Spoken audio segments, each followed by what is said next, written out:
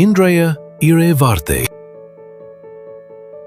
மனுஷன் தன் இருதயத்தில் தன் கருத்துக்களை உண்டாக்குகிறான், ஆனாலும் நாவிற்கான பதில் கர்த்தராலே வரும். நீதிமொழிகள் 16:1. We may make our plans, but God has the last word.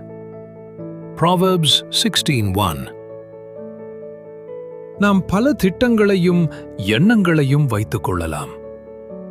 எதிர்காலம் பற்றி சிந்தித்து நமது வாழ்க்கைக்கான திட்டங்களை அமைத்துக் கொள்வோம். ஆனால் அந்த திட்டங்கள் நம்முடைய சக்தியால் மட்டுமல்ல, இறுதியான முடிவை எப்போதும் தேவன்தான் நிர்ணயிக்கிறார். தினம்தோறும் இறைவனிடம் இணைந்திருக்க லைக் அண்ட் சப்ஸ்கிரைப்.